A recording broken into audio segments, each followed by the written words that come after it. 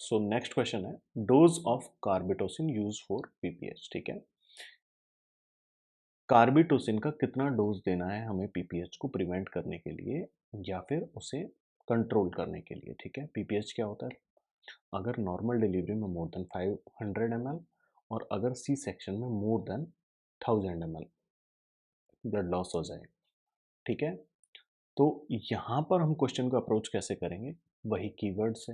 ठीक है, दो कीवर्ड क्वेश्चन में दिए हुए हैं, पहला कार्बिटोसिन है, दूसरा पीपीएच है। यहाँ पर एक एग्जैक्ट डोज है तो डोज हम बता देते हैं, उसके बाद में कार्बिटोसिन के बारे में डिटेल में डिस्कस करेंगे। So the dose is 100 microgram IM injection हम लोग यूज करते हैं किसका? कार्बिटोसिन का। ठीक है, अब कार्बिटोसिन है क्या? तो बेसिकली कार्बिटोसिन क्या है? एक यूटेरोटॉनिक ड्रग है। ठीक है, या फिर हम लोग कह सकते हैं कि ऑक्सीटोसिन का मॉडिफाइड वर्जन है। ठीक है, अब हम लोग यहाँ पर इसका रोल क्या है पीपीएच के अंदर?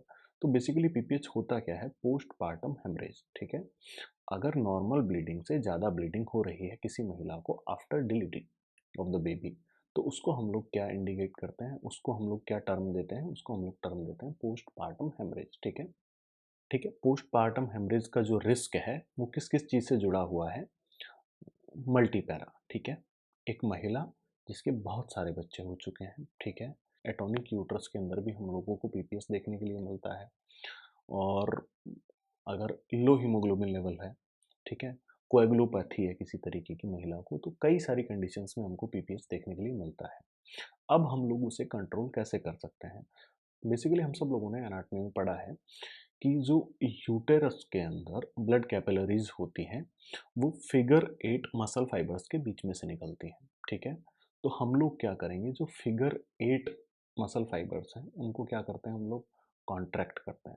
उनको कॉन्ट्रैक्ट करना हमारा एम होता है। जब वो कॉन्ट्रैक्ट करेंगे तो क्या होगा? ब्लड कैपिलरीज ब्लॉक हो जाएंगे। ठीक है, अब किसी भी मसल के अंदर हम लोगों को क्या करना पड़ेगा? उसकी टोन बढ़ानी पड़ेगी, मसल टोन और कॉन्ट्रैक्टिलिटी बढ़ानी पड़ेगी।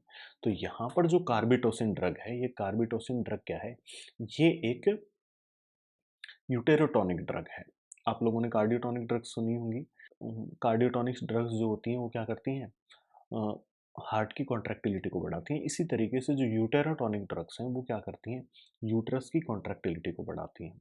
ठीक है, तो यहाँ पर हम लोग क्या करेंगे? यूटेराइन मसल्स की टोन को बढ़ाएंगे, यानी कि यूटेराइन मसल्स की कॉन्ट्रैक्टिलिटी को बढ़ाएंगे। किसके थ्रू? कार्बिटोसिन के थ्रू। अब कार्बिटोसिन होता क्या है बेसिकली, तो इसके बारे में हम लोग डिस्कस करते हैं। Carbetocin is a long acting oxytocin analogue. ठीक है, यानी कि ये एक ऑक्सीटोसिन का ही क्या है? मॉडिफाइड वर्जन है। ठीक है, लॉन्ग एक्टिंग है, यानी कि इसकी जो हाफ लाइफ है उसको बढ़ा दिया गया है। इसका इफेक्ट जो है वो एक लॉन्गर ड्यूरेशन के लिए होता है। ठीक है, it is use to control PPH and bleeding after giving birth, particularly following C section. देखिए, सी सेक्शन के अंदर क्या होता है बेसिकली कि हम लोग बेबी को नेचुरल प्रोसेस को बाईपास करके डिलीवर कराते हैं। ठीक है, अब जो नेचुरल प्रोसेस है उसमें क्या है? उसमें इस तरीके से बच्चा पैदा होता है कि जो मदर है उसके अंदर ऑक्सीटोसिन रिलीज होता है। क्लियर? लेकिन यहाँ पर जब हम सी सेक्शन कराते हैं तो at the time of delivery oxytocin release नहीं होता है। क्लियर? तो इस चीज़ की वजह से हम लोग क्या करते हैं कि बेसिकली जब पीपीएच फॉलोड होता है सी सेक्शन से, तो वहाँ पर कौन सी ड्रग यूज़ करते हैं हम लोग? कार्बिटोसिन ड्रग यूज़ करते हैं, जो कि क्या करती है? यूटेरस की जो मसल टोन है उसको बढ़ाती है और यूटेराइन कॉन्ट्रैक्टिलिटी को बढ़ाती है, जिससे कि जो ब्लड कैपिलरीज हैं वो कॉन्ट्रैक्ट करती हैं और ब्लीडिंग रुक जाती है। ठीक है,